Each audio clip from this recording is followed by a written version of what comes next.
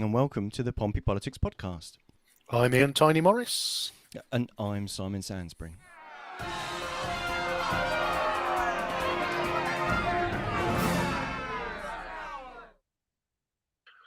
Well, it is the Sunday after the Thursday before. The May the 5th elections happened. The results are in. The counting has all been done. And we're here to pick through who were the winners and losers on Thursday night.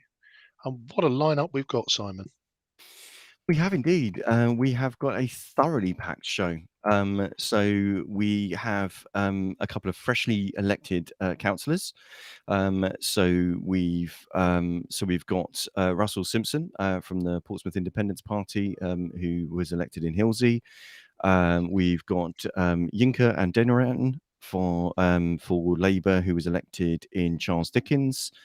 We've got Ben Swann, who was re-elected in Copner for the Conservatives, and we have Councillor Steve Pitt, who rejoins the council, who was elected in I'm just trying to remember now, in Milton. Yes, in Milton. It's got to be Milton. So yes, it was a night of shock, a night of awe, a night of upset, and a night of excitement. Yeah, I have to say that it was there were definitely some results in there which had many eyebrows raised, and it is lovely that we've got so many folk who've been prepared to come on and chat with us about the night and everything that went on thereafter. So yeah, should we pull in our first couple of guests? Yes, indeed. So so joining us, as I say, we've got Russell Simpson for Hilsea, and we have and he's also joined by George Madrick, so of the Portsmouth Independence Party. We've got both of them joining us this evening. So good evening and welcome. Good evening. How's it going? Hello. Well, I think that's a question we should probably ask the pair of you. Is that you must be delighted? Yeah, over the moon, absolutely over the moon, as you can imagine. How are you, Ian? I've had better weeks in my life, if I'm honest, George, politically. But you know me and Simon on the Pompey Politics Podcast, irrespective of how things might have gone for our own camp, we're always the doors are always open, and we welcome win or lose. Good. Well, thank you so much. It's slightly surreal. Obviously, you step out the door in a slightly different way now, especially when you live in the area that you've run for. So yeah, it's quite the thing. So so fair to say, Hilsea was a bit of a seemed to be a bit of a shock win. Including for us. We'll touch on our predictions later on in the show, but it's fair to say that both Ian and I see this coming, and in fact actually joked about how there was absolutely no way there was going to be any other result. That didn't age well. Not especially. So it wasn't our best prediction. So yeah, congratulations. Councillor Simpson on your win. So yeah, after last year's big shock in Paulsgrove, we were discussing as to whether or not kind of lightning could strike in the well, not in the same place twice, but it certainly struck in a different place to create kind of that seismic shock. We certainly see this one coming. Yeah. So Russell, 22 votes. Talk us through in the lead up to the count and the count itself. How did that feel? I mean, to be honest, I was actually quite tired. I'd been standing at the poll station for effectively 11 hours straight, like literally 11 hours straight. I had like 2 little walk-away toilet breaks for about 10 minutes, and I knew that every vote counted as it should. But when they did because I left so late from the polling station, because I left there at 9:15. I got to the postal vote late, so they'd obviously not the postal vote counting it, but sorting it out, so they get a general gist of what it was. And one of the councillors was basically announced that they had 50% majority. So, but I was essentially second. So I knew that obviously that was never a great start. But then as each part of the the ward started coming in, I get really, really good numbers. And then there was a couple I didn't. And then one of the councillors for the Conservatives said, "Oh, we feel we've got about 100 lead." I was like, okay, second for an independent is pretty amazing. First time I've ever run. Until they did the count. And then suddenly there was this, I almost felt like I kicked a hornet's nest, because I suddenly had all these Conservatives would come all around me. And the table went from being empty to having yes, about 30 people surrounding it from all different parties, didn't it? and I was a little bit in shock, mainly because I mean, and I don't mean this, I was quite confident I would get a lot of votes because I worked really hard, and it's simple as that. But obviously, I didn't think I'd have enough to get across the line, but it ends up that I did. And they did multiple recounts. I think it felt like 4 actually, but I think it was 2. Three unofficial recounts and 1 official recount. Yeah. 4 recounts. So yeah, it was very surreal, but I was very tired, so I was almost running on trying to keep myself together a little bit. But yeah.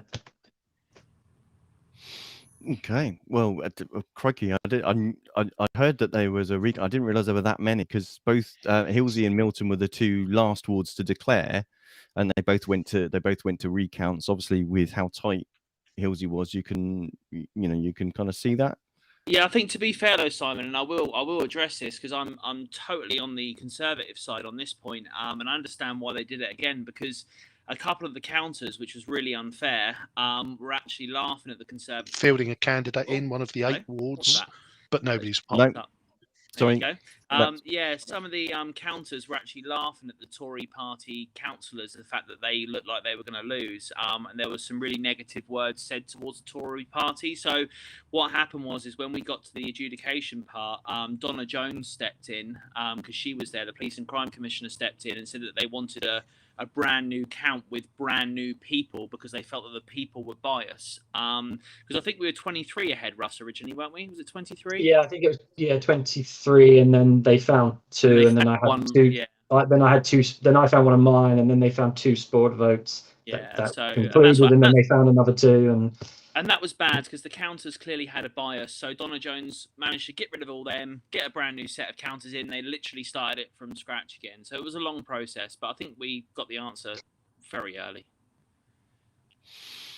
Indeed. Okay. So yeah, quite the drama. Quite the drama on the not on the dance floor, but on the counting floor. Then. So why do you feel the campaign was so successful? Then what do you think it was that kind of? Obviously, me and Russell discussed it really early, because I had a certain way of doing it. Well, I was basically repeating the Paulsgrove method. That was my ideology behind it, because I don't know what part of the Paulsgrove method worked, but we knew something of the method worked, because obviously it worked last year. So that was the idea, and Russell and me sat down very early on, and Russell wanted to run the campaign in a completely different way.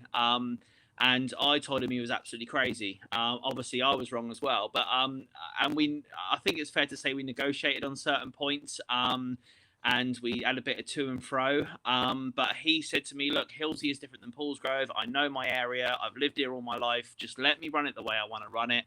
And that was how we did it. I supported him and gave him the resources, the finance, and the materials to be able to do that. And we worked together, and I let him run with it, and he kind of led the way on that. But the one thing that we agreed on early on was that we weren't going to publicise what we were doing in Hilsea, because obviously, as you know, I'm quite active on Facebook, and I always post if we're in Copner or Charlies Dickens, or if we're in Paulsgrove. It was always well publicised, and you'll never see a post on my Facebook anywhere about us being in Hilsea, and that was done on purpose because we didn't want anybody to know that we were campaigning in Hilsea. But in reality, Russell was sitting there knocking pretty much almost every door in almost every area, one by one by one by one, and no one had a clue he was doing it. And I think, that was the success of it, is that we tried a completely different plan. It was Russell's idea to run with that plan. I fully backed him, and it worked. It clearly worked. Have you got anything more to add to that, Russell? Yeah, I mean, it's enough said everything really. Yeah, I think. Yeah, I mean, As George said, I lived there my whole life. I've been to the schools here, and obviously I've got a lot of friends that have families that still are here. So I kind of felt how George wanted to do it. I just said, this won't completely run with my area, because there's a real mixture in the Hilsea ward of different type of people, and I just kind of felt that the best way to approach it was to be a little bit more personal, and knock doors and talk to people, and well, so go on, George. I was going to say, the first time I realised when I was actually out with Russell, because me and Russell had never campaigned together before, and he asked me to come and join him for a day of canvassing. This was quite early on, I think even before nominations, if I'm right. And we were going out down, was it Hilsea Crescent, I think? And every single time we were going to a door, they were like, "Oh, Russell, you used to be my dinner. You used to be my dinner lady." You would say to somebody. She was like, "Oh, that's right, I remember you." And people literally knew him. So, and I was like, "Oh, wow, okay, this guy." And we were going down one road, and I would say he got stopped 5 or 6 or 7 times by people that knew him from a childhood, or knew his parents, or everybody knew him. And I was like, "Oh, okay." And I think that was a real difference. As he says, he knows everybody in the area, and I think that was a real important part of it, to be honest with you, a really important part of it. Marvellous. So Russell, how does it feel to be elected? What comes I think next? I answered it at the beginning, didn't I? It's very surreal. As I say, you kind of leave the house a little bit differently, a lot more social responsibility. But I'm up for it. I'm a very kind of hands-on guy, and I go out and I get busy, and like as I said, as soon as the next day, I literally went out to certain people that put posters up for me and thanked them personally. I've near enough done every door. I've got to do a few more yet. Even when I go out today, bump into people, have a chat with them. I'm not shy. I'd probably talk their ear off, to be honest. They probably want me to go away. But yeah, I'm a very approachable person. Well, I like to think I am, but yeah, maybe too approachable. I don't know. But yeah, it is very surreal. That's the best way of putting it. Things you keep finding yourself smiling. Yes. You're carrying a very evident smile on your face. I'm actually quite a happy person in general, to be honest. It's not a smug thing. I just generally am quite an upbeat. We're not saying it's a contrast between George's face. We're just saying that. Honestly, if you see, I mean, I've known Russell for 7 years, 8 years now, and like literally when we're together, he's always the happy one, and I'm always the one with a negative looking face. So it works. Okay, that's good. So now you've got 3 councillors on the Portsmouth Independence Party, George, and 13% of the citywide vote, which is amazing considering that you stood in 8 wards. Yeah. So what's next in the future for the PIP? We're taking it one step at a time. I really did think that we were going to win Copner this year, and it's something I was quite disappointed about. I think we deserved to win Copner, and there was a certain number of elements in play that stopped us getting that, I think. And I think the Conservatives were incredibly lucky to keep hold of that. I think I was even talking to, I won't name his name, one of the Conservative councillors, and they were saying that they had it down as a loss as well. So I was quite disappointed about that. So needless to say, we'll keep tackling in the wards that we feel are positive for us. As you said, we received 13% in 8 wards. So, that's an incredibly good result. Next year, we do intend to field, as I've always said from the start, we do intend to field candidates in all wards. I'm very conscious that we have to try and win a seat in the South. We've got to take a seat off Liberal Labour. We have to become obviously relevant within the makeup of the council. So we will be going for a South seat next year, incredibly hard.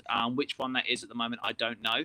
But this year for us was to set the foundations, and that's what I always said. We were going to pick the wards that I felt that we had the best chance in, the wards that we felt that we had the best candidates in, and we'll go from there. But the beauty of it is that we welcome everybody. Do you know what? We welcome everybody into the group, and this is what a good thing is. One of our biggest donators, actually, one of the people that donated the most money to the candidates was actually a Green Party prospective parliamentary candidate, which was incredible. We had a donation from a Labour member. One of the proposers and seconders of one of our candidates were actually signed up active Tory members.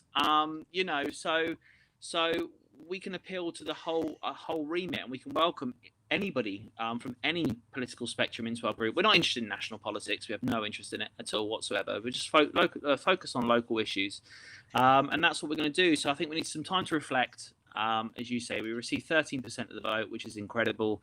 But now we need some time to reflect on the results, look at the results, and really decide as a group, as a team, what we're now planning to do. And as I say, and we've got 2 new councillors now with Councillor Simpson there, and obviously my father, Brian Madrick, who, by the way, had the largest vote share in the entire council this year, which I can't believe he beat Drayton and Farlington's percentage. I was jumping up and down when I found out that. So we just need to reflect and see what we can go from there. But we'll be back next year, and as I say, we will be coming for the south as well. So we'll see what's going to happen. Okay, we'll watch this space. Well, congratulations to you, Russell, and well done. And I'm sure we'll have you back on again some point shortly. Thanks very much to you both. Thanks for giving us your time. Cheers, gents. Thank you. Well done, and congratulations. Thank you. Thank you. Okay, so who we've got on next? So we've got Yinka and Amanda. So Yinka, the freshly minted councillor for Charlies Dickens. So I'm just going to get them onto the stream. And yeah, we've got Amanda there. We've got... Good evening, ladies, and welcome. Good evening. Thank you for joining us. We're getting a little bit of feedback on someone's line there. I don't know whose that is. If there's anything that you can do about that, if you don't mind, try muting your mic while you're answering, if that's all right. That's brilliant. Thank you so much. Okay, so Charlies Dickens. So congratulating Yinka on a win. So Labour have been increasing the number of votes and their majority in this ward each year over the last 3 elections, and they did again this year. And this year they secured 49% of the vote with 1,216 votes and a majority of 765. So very much a resounding victory there. Yes, yeah, and to be fair, a good night for Labour overall, as they came out top of the sort of total vote for the city. So had been in third, but yeah, they had the most votes cast for them across the city. So we should welcome Yinka and congratulate you on a fantastic win.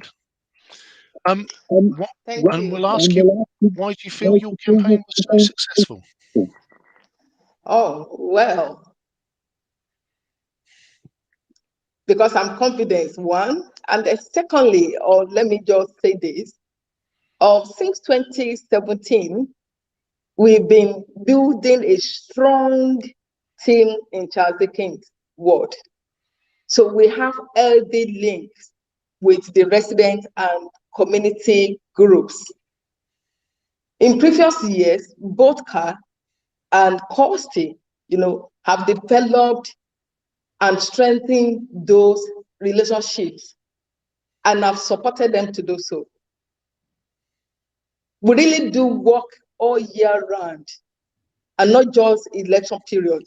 No. It's ongoing every time, 24/7, 7 days a week. That's what we have been doing with the residents, supporting them all year round. So we really do work all year round, and not just at election time, as I said. And then being a local candidate, who lives in the ward, have been able to reach out to existing communities and new, including various faith groups and Commonwealth citizens. We have some people, like for my country, for example, Nigeria, they don't even know they can vote. So, and they're from Commonwealth country. So they're one of the Commonwealth countries. So I reach out to those people, and then African population as a whole. So it was an absolute pleasure to be able to reach out to the African population in the world. And I was confident to reach out to them because of my relationship, with them. Even my neighbors. And up to now, they still have my sticker. They have not even removed my sticker, my poster from their window. So that shows the relationship I've developed in the past with them. So I have good rapport with them, all my, people from African, my neighbors, my church people. So that's me. So because you cannot just go to people and then because of election and then you want to go and approach them to come out and vote for you, you must have done something. You must have developed, rapport with them, good relationship with them before you can go out to go and approach them to come and vote for you. So anyway, however, there's still much work to do to ensure we engage with all voters and non-voters, and irrespective of your color, your race, and everything. So we're still working on that to reach out to all the people, all the residents in the community. So we still want to continue with the good work that we have been doing, and we still want to continue doing that. Thank you. Excellent. Oh, that's marvelous. I saw a lovely video that had a lot of people endorsing your work before the elections. It was very clear that within that local community there was a lot of respect for you. Yeah, can I just jump in there as the chair of Portsmouth Labour Party? I think exactly what Yinka was saying around her own success. It was fantastic, but actually quite a lot of our candidates and councillors that are running and are elected do work all year round and really hard in their communities. I mean, we had a win in Cosham, which is our first win in the north of the city for 6 years. And Shah is exactly the same as Yinka, working all year round in the community, supporting people. We are so proud of all of our members, and Yinka is the first Black woman to be elected to Portsmouth City Council. So absolutely brilliant. We are really proud. And you started off by saying we got 31% across the city, which made us, the most popular party for people voting with regards to, putting their crosses in and going to vote on the day. And we're really proud of that, actually. And you've said gone from third to first. And part of that is not just our councillors and candidates working in the communities, but the fact that as a party, as a local party, our CLP works brilliantly well as a team and also with our MP, Stephen Morgan.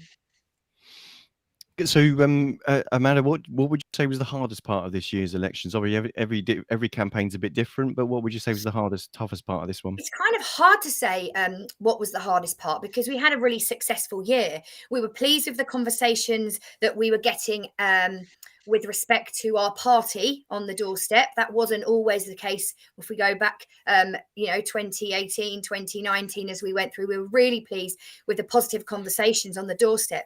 But I think for us, probably there were two areas. The Labour Party is very much reliant on its volunteers. We are, quite a big party, but we're relying on people. So COVID, even though people think it's disappeared, is still absolutely rife in many of our volunteers. So actually getting people out, the weather, those kind of things in the beginning. So those sort of two areas. And I guess a third one really is the conversations you have on the doorstep, actually, and only having a smaller number of councillors, how we're able to make that change with the amount of people in our city that are truly living in such dire straits and hardship, and listening to their stories and trying in our ways to help them and support them. But heartbreaking, actually, the impact, the cost of living crisis is having on people in this city. Thank you. Ian? Thank you. So if I can come back to Yinka, you've been elected. You're there now. So what are the first things you're going to be working on as we move forward from here?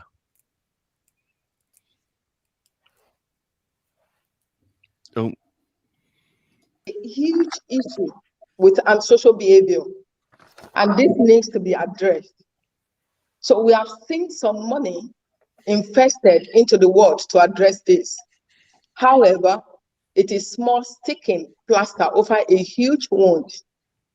unless we address the issue holistically by that. And by that, I mean investing in mental health and youth services. Inadequate numbers of police officers on the beat at the level prior to austerity and cuts, and tackle poverty and inequality, which is a contributing factor of antisocial behavior. We will not solve the problem. Ultimately, we need increased funding for local authorities and a labor government. It is vital that we further develop our strong links with the community and continue to work with minority and disadvantaged groups in the world.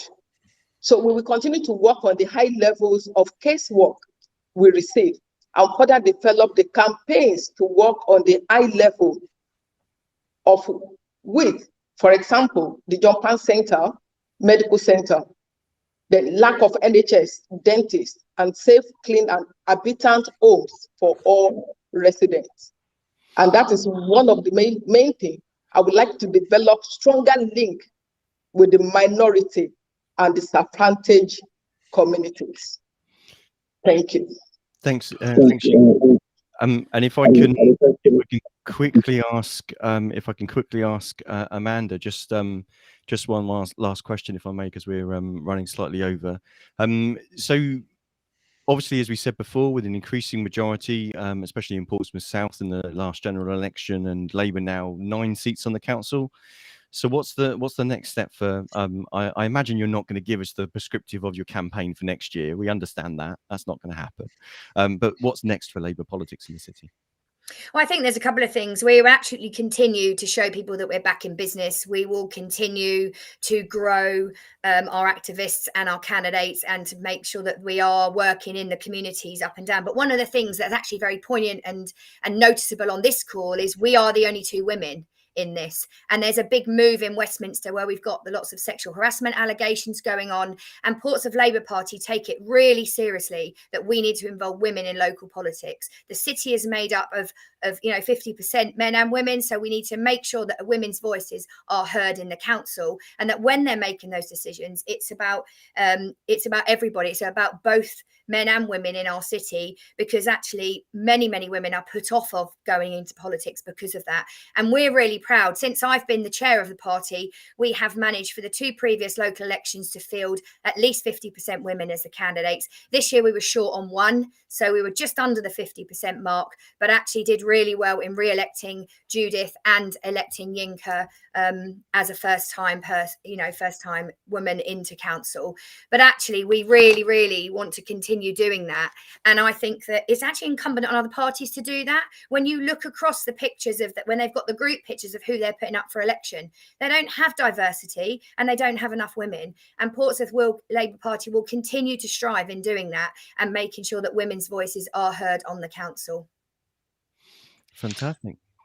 Thank you. And there's someone in the chat. Can I respond to that? Kim has said best person for the job. Absolutely best person for the job. But what I would say is there are so many barriers put in the way to women being involved in politics that we have to break those down, because otherwise, if we don't have women standing, we're never going to get women elected. So I agree with you, the best person for the job, but we have to let women have a chance to show that they can be politicians and that they can have a chance when they're standing to not face sexual harassment, to not face the attacks that women get more than men do in politics. Well, I think that's a really valid point there, Amanda. Do you think part of what discourages women is that those attacks on social media where they're targeted specifically because they're women? Yeah, absolutely. It's when you decide to run in any kind of public office, it's a very tough thing to do, and you're putting your head above. And I think absolutely we need to make sure that we are protecting those people. I'm proud that Portsmouth Labour Party do protect our women members, our women candidates, so that they do have the courage to stand. And then, yes, if they're the best person for the job, which as a woman, I actually think that they mostly will be, because they're in their communities, they're working, they're listening, then absolutely that's it. But yeah, no, it does put people off. And if it echoes, a lot of talk's been said about this election about it being, oh, well, it's not about the national picture, it's local. But actually, if you get the national picture of how women MPs are treated in Parliament and in the houses and the corridors of Westminster, that will put people off running. Thank you, Amanda. We're just going to have to draw that to a close in the interest of time. So, Yinka, congratulations, and Amanda, as the chair of the party, I'm sure you're a very happy person. Thank you. Thank you both very much. Thank you. And thank you for the opportunity to come on the show with you tonight. I do appreciate that. You're welcome. you. Thanks very much for fitting us in your Sunday. Thank you so much. Thank you. Thank you. Right. Okay. So, where next, Ian? From memory, it's time to draw in the blue team, my chums. Yeah, we've got Ben Swann, Councillor Ben Swann for Copner, and Group Leader and re-elected Drayton and Farlington candidate Simon Bosher. Welcome, gentlemen. Good evening.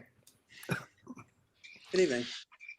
And to ensure that Simon doesn't become gloaty, I guess probably I'll open with saying, you know, it was not our finest night on Thursday. You know, we lost two really good councillors in Hannah and the Mayor Frank Jonas, and you know, in a couple of wards, you can look at it and say that our vote was split that potentially cost us another 2 seats.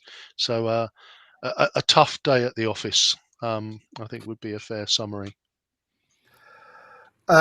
Yes, I would agree with you on that one, Ian. It was always going to be pretty tough for the Conservatives. We're mid-term as the governing party in Westminster.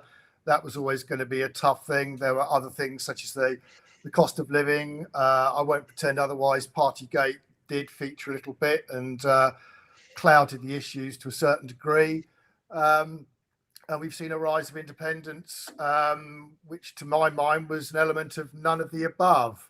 But just going back to some of the comments that Amanda made about women in politics, I mean, I do agree in part because obviously we up until recently, we had Donna Jones as our Conservative group leader, first woman to lead Portsmouth City Council. And I have to say, some of the abuse that she actually received over the course of her period on the City Council was actually pretty vile, all said and done. And actually, you can trace that back through the Pompey Politics Facebook page to see some of the abuse that she actually received.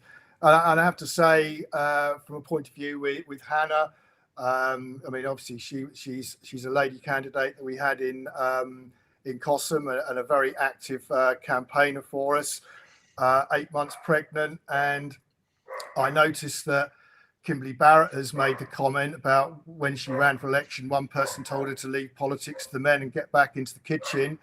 Well, poor Hannah, being 8 months pregnant, was getting you're about to have a baby. How are you going to have the time to actually represent us? Was some of the comments that were coming back, which equally is completely unfair. Absolutely, Simon. So if we can just draw Ben in, you know, obviously delighted to win Copner. How was this year's campaign different to other years, Ben? I mean, I think we were definitely suffering from the midterm effect. I think that was something we always anticipated. I think obviously the dynamic changed with having an independent candidate, and I think there were a lot of people that took the advantage to use the independent candidate as a protest vote.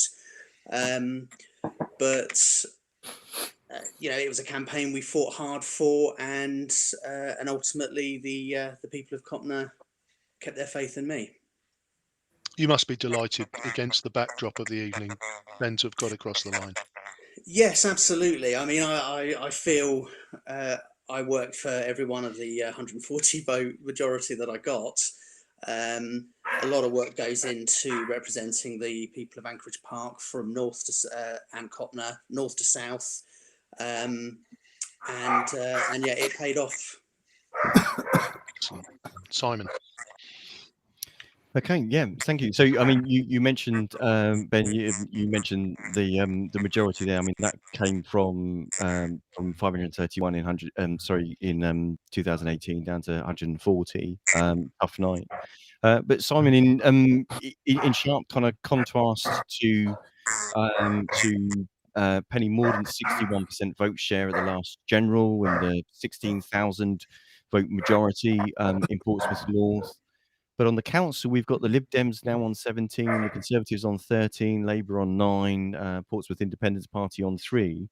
A majority for the Conservatives tonight, is majority meaning 22 seats is nine gains away for you. It seems unlikely that Labour would be voting to support a Conservative administration after being so badly burned for doing it in 2014. So it's a long old slog, isn't it? You've got to, what's the future for Conservative politics at the local level on the council? Do you think in Portsmouth?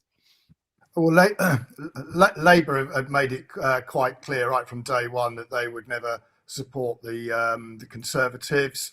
They voted for Gerald Vernon-Jackson as their leader last year.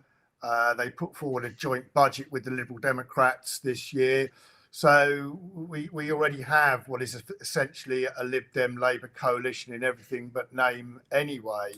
But I think the status of essentially no overall control is probably going to continue for a little while yet.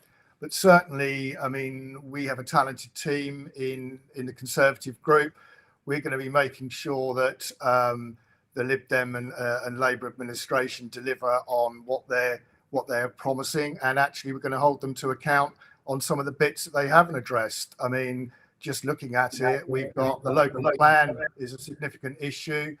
I think there's been no real decision out of the Liberal Democrats on what they're doing about the tip of the Super Peninsula. You even had Councillor Jason Fazackley inferring that they were going to push on with it, and they've not ruled it out. And just in the run up to the election, we've had all sorts of problems with the planning department, which continue to lurch from one problem to another. So there are three significant issues that are affecting people on the ground and creating frustration, particularly around planning. We're all getting those sorts of issues coming into our inboxes that we're going to make sure that the Liberal Democrats actually deliver on it. They haven't really addressed some of the green issues that have come forward. They're not really addressing the traffic and transportation issues that we've got. So there are a number of significant things affecting people's day-to-day lives in Portsmouth. And we're going to be making sure that both Liberal Democrats and Labour keep to the promises that they've actually made and actually sort them out. So lots of holding to account, but the mention of the dreaded C word for Liberal Democrats, the coalition word. Well, we've seen it time and time again over the last 18 months, Simon, where, as I said, I won't labour the point, but we had a budget that went through in the names of councillors Heaney and Hugh Mason. They are not of the same party. We all know that one is Labour and one is a Liberal Democrat. So we actually have a joint Labour Lib Dem budget, but that doesn't necessarily get played out with the nuances down on the street. But that is exactly where we are, and we've seen it time and time again. I see. So, so one to watch basically is to how that relationship evolves and what they manage to achieve and what you manage to hold them to account on what they do or don't. We won't just oppose for the sake of opposing. There are cross-party working groups that are considering things like the local plan. I'm attending every single one of them, as is Councillor Gerald Vernon-Jackson. Unfortunately, Councillor Fielding has never turned up to one, to the best of my knowledge. So I really don't know what games are actually being played. We will continue to put forward what we consider to be viable alternatives.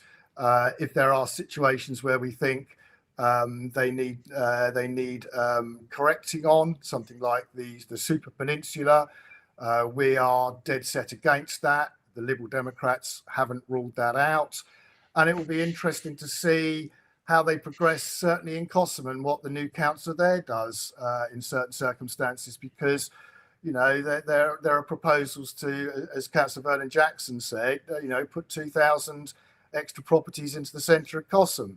We're dead set against that, but it'll be interesting to see how the Labour group actually react to that. Okay. Thank you, Simon. So just quickly coming back, politics can be a brutal business. Ben, you lost two of your colleagues. I guess key question is, what made the difference in your ward, and I guess what comes next for you?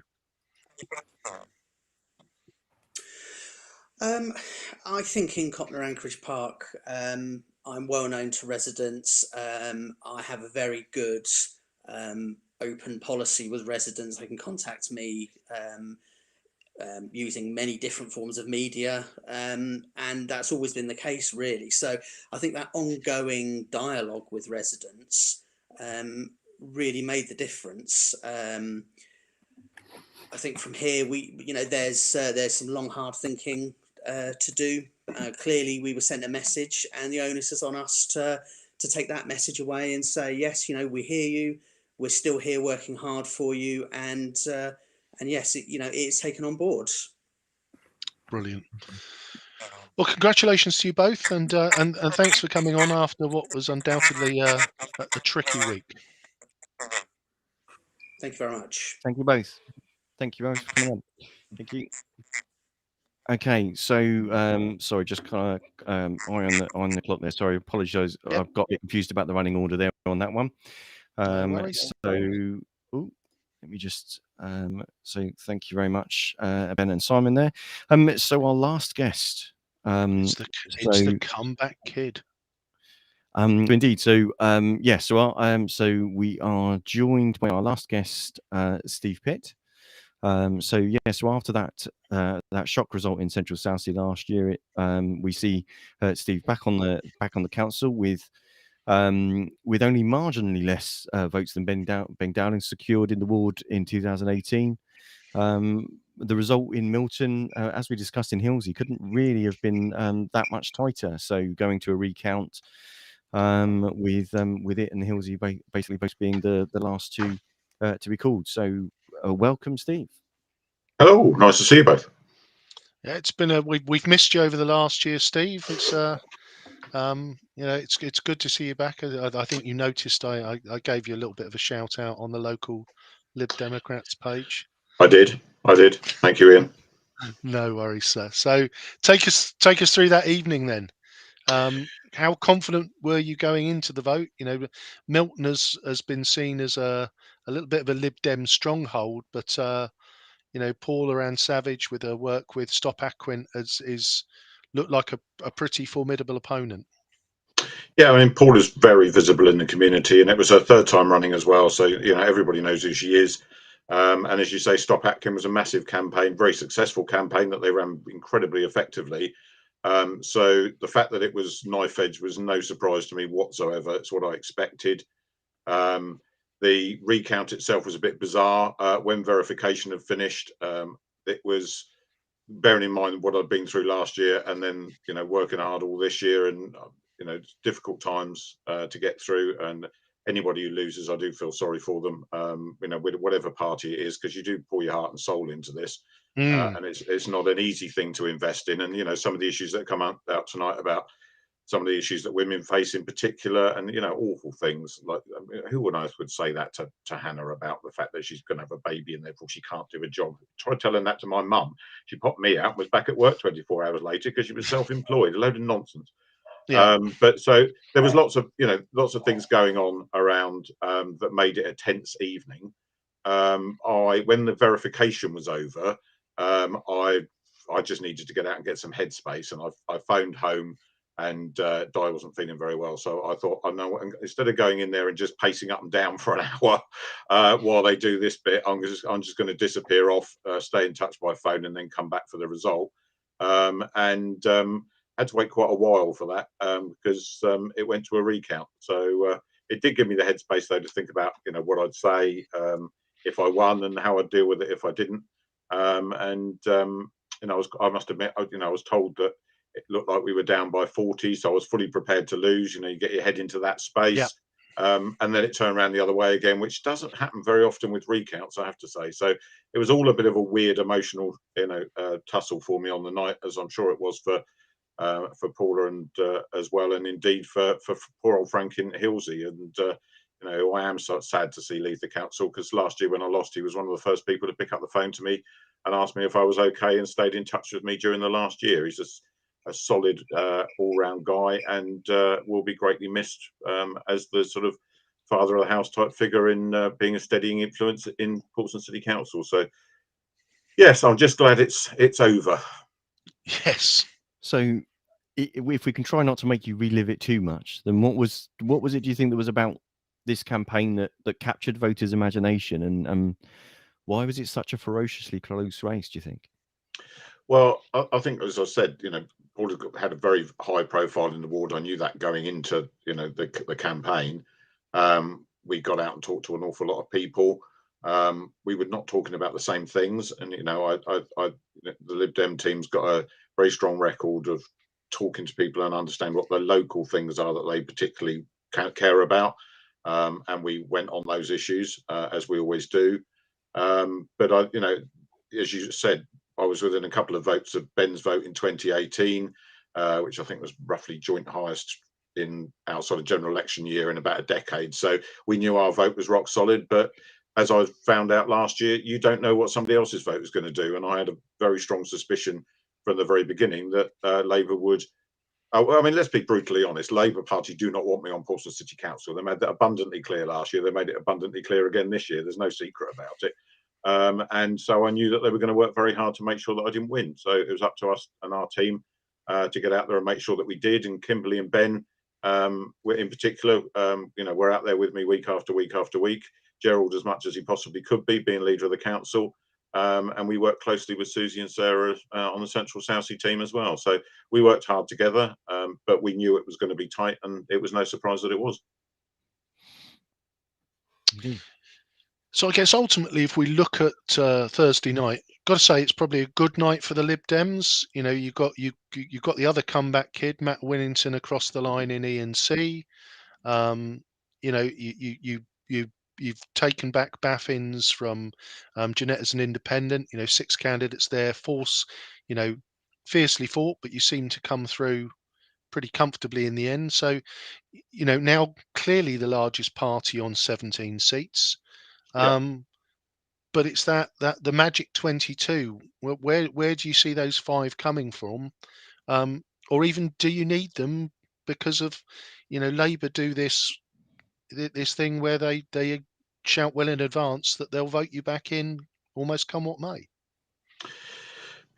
Three-way party politics in this city is always going to be complicated, because you've got historically you've got a Conservative group that only a couple of years ago was up there on 18 or 19 councillors, and that's turned around quite significantly. I think their low point over the last 15-20 years is about 12, so they're down around that figure. We have to remember that Labour's come from a very, very low base. They were down to 2 councillors a couple of years ago, only one in the south and one in the north, and I think at one point both in the south, after John Ferret went independent. So parties, all this goes through cycles. It always does. We're in a situation at the moment with a Conservative government that I don't think anybody will pretend is doing an amazing job of selling itself, regardless of what criticism you might have. The way they're putting themselves over is pretty much disastrous. We had our difficulties after the period in coalition in 2015, and we've come back from that. And running the council again. Labour, obviously, now they have an MP in Portsmouth South. That gives them a lot of profile. But if you look at the results the other night, they were holding seats from a high point in 2018, in Charlies Dickens ward in particular. As we know, Claire went independent at the last minute, having run on the Labour ticket. I'm actually really sorry to lose her from the council. I thought she brought an energy and an honesty and an openness and a directness that sometimes in that stuffy chamber certainly lightened the mood, and sometimes held us all to account when she was cross about something, and she was really straightforward about that. And I think it's a great shame she's not there. I was honoured that she came out and knocked doors with me the last couple of days, and she's been a good mate and a great supporter, and I'll miss her being around, and certainly want to keep in touch with her. But those things show that not everything is necessarily what it seems. Labour need to make more inroads into the north, and now they're fighting Portsmouth Independents to do that up there as well. But if the Independents moves more strongly into the south, that could mix things up again. Who knows which way the votes break? So I think it really is still a three-way tussle. I do have to take exception with Simon Bosher's nonsense remarks that it's a coalition by anything but name, because it absolutely definitely is not, as well he knows. He does like to make mischief about these things. You have to pass a legal budget. You have to work with somebody, and clearly we're not going to work with the Conservative group when they've got no interest in working with us. So you have to talk to the people that are prepared to talk to you. 99. Ryan Brent always used to come out with this mad thing every year in budget meetings that 99.999% or whatever it was of their budget had been agreed with. And actually, if you look at it this year, it was exactly the same. That Labour had a handful of things that they really wanted to get through, and that concession was made in order for a budget amendment to go in. But that's how council election politics work all over the country all the time. In some places you've got Greens working with Labour, and sometimes you've got Greens and Lib Dems working together. Sometimes it's Labour, Lib Dems. Sometimes the Conservatives also work with other parties. We've seen, I seem to remember there was a situation a while back where there was a rainbow coalition somewhere where the UKIP, Lib Dems, Greens, Labour, and somebody else were all in coalition together. So local politics is a different thing to national politics. So, and that's important to remember. But the idea that this is a sort of a coalition by any other name is disrespectful to the people in Portsmouth who vote for different things for different parties, and they do expect us to work together at the key time of the year around the budget and make sure we deliver something that's actually achievable. And I kind of get that, Steve. I think the real challenge, I guess, is there. Is there an incentive for the Lib Dems? Again, I'll use provocative language, to work a bit harder, particularly in the north, to get to 22, when ultimately no overall control at the moment will always return a Lib Dem administration, because Labour simply will not support the Conservatives. Yeah, I mean, we will. It's too early to say. Yeah, it's too early to say exactly what the strategy will be going forward. But let's not forget that Baffins and Nelson are both in Portsmouth North, and we have all three councillors in both of those wards. So it's not like the Lib Dems don't have a presence in Portsmouth North. Everybody focuses around the south thing, I think, because that's where Labour is strong, and Stephen Morgan is the MP. But we are, actually now arguably the most representative party in the city as a whole, because we have 6 councillors in the north and 11 councillors in the south. So, I don't think it's a case of breaking into the north, but it might be a case of spreading out slightly more widely and seeing whether we can make the same inroads elsewhere. Because, Nelson and Baffins don't necessarily not look like other areas in the north of the city. They do. There was some people who said to me early on the streets, when they knew that we'd selected Kadir for Baffin's ward, that there was no way we'd get a BAME candidate elected in Baffins, which I thought was completely ridiculous. Didn't understand the premise of it. People make assumptions that because Baffins elected a UKIP councillor a few years ago, that must mean that they didn't like people from BAME backgrounds, and clearly that wasn't the case. And he got back with a fantastic reception on the doorsteps. I mean, Ed Davey came down and knocked doors with us. And it's one of the most positive days campaigning I've ever done with Portsmouth Lib Dems, and his name recognition and facial recognition in the area. Everybody knows him. He walks down Tangier Road and all the shopkeepers wave and say hello. So, let's not characterize communities in this city as if they have to be put into a box. Charlies Dickens is a really disparate community. Portsea is very different to Lamport and Buckland. It is about the pavement politics, getting out in there with those communities, understanding them, and recognising that Portsmouth is a diverse place now. It's changed very much since the days of Ralph Bonner Pink just being the worst MP in the House of Commons, having the worst record of ever saying anything for the Conservatives until his tragic death in 1984, when we then had the by-election with the SDP winning with Hancock first time round, and that shook politics up in Portsmouth, and they've stayed fairly shaken up ever since. And as much as you talk about big majorities for both Penny and Stephen's majority is not actually that big, and if Labour do get back into government, then that will put pressure on them. Do you follow the party line all the time when governments become unpopular, as they inevitably do? Lots of things change. The famous phrase, "a week's a long time in politics," is famous for a reason. Brilliant. Thanks, Steve. Well, you nearly touched on, if not probably even blown my I next think I probably question. have. Yes, sorry. which Sorry. no, that's all right, don't worry. Which was which is that key interesting thing we mentioned it earlier on. We've got we've got a Labour MP in Portsmouth South, we've got a Conservative MP in Portsmouth North, both with strong majorities that they both increased at the last general election, but yet conversely, we seem to now be in a situation where, for the foreseeable future, it looks increasingly likely that we're going to have, whatever happens, a minority Lib Dem administration at the very least. And what does that say about Portsmouth politics and about how people choose to vote? It says that it's a diverse place, and that's a healthy thing.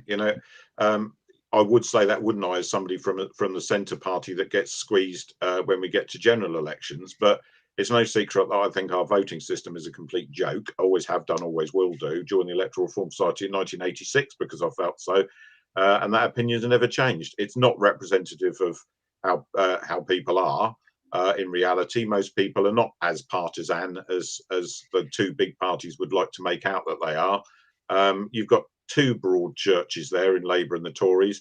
You tell me that there's people on the right wing of the Conservative Party who've got much in common with people like Ken Clarke on the other side of the Conservative Party, and ditto Jeremy Corbyn and Keir Starmer blatantly have nothing in common whatsoever, and yet they're both purport to be Labour. So we have those great amalgams there that exist, and they're artificial. So and they therefore, when the people can see that there is an alternative that is viable to vote for and potentially has the ability to run things, they will vote for it. And they will not necessarily vote for it in huge numbers so that we end up with 30, 40 seats on the council and dominate everything. That wouldn't be healthy either. Having a three-way battle and having to work with other people keeps people honest and means that you've got to work really hard for those votes to represent the people of this city properly, and long may that continue. Okay, I think that's a perfect place to close that, Steve. So no, brilliant, congratulations, welcome back, and I'm sure you'll be back having lots of fun in the chamber as soon as you get that chance. Thanks very much, both of you. Nice to see you both. Thanks very much. Thanks for coming on. So just as our quick roundup then, so that was our last guest. So our predictions from last week. Yeah, I don't want to talk about it. Yeah, no, to be honest, look, we both got Hilsea wrong. That's fair enough. We both got that atrociously wrong. That's hideously wrong. I mean, Cosham, you got that one over me. Asgashar really returned a very strong majority there. Interestingly, Cosham, an area where Pitt really didn't make that much of an impact. And then I guess you look at Baffins. That again, very strong performance from Pitt, second party. If you look, there's an element there of, if you look at the significant drop in the Conservative vote. So you got that one right over me. I think I got one right that you didn't, which is I called Tom Coles for Fratton. That is correct. Yeah, I got Fratton wrong, and you got it right. So yeah, I got. Sorry, you got 9 right out of the 14, and I got 12 right. Yeah, no, it's to be fair, it wasn't even close, was it? Really? I mean, usually there's one seat between us, but Steve's seen you right there by sneaking across the line, and the Pipsters, I think, have helped you out with the other two down south. But no, congratulations, a win for yourself. I mean, we've got to reflect on the fact, and I know Simon touched on it. I've made my views about Boris Johnson very clear on this podcast in the past, and I think he's whilst it's never always about the national issue, you've got to look at it, and I've done the analysis. The Conservatives lost vote share in every one of the 14 wards.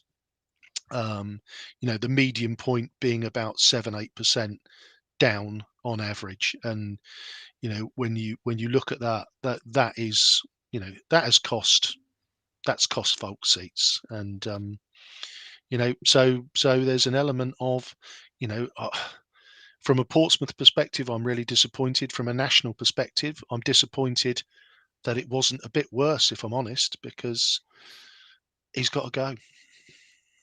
Well, does this mean that if it wasn't as catastrophic as some people were either predicting or spinning it, depending on how whether you look at whether they were lowering expectations deliberately? Yep.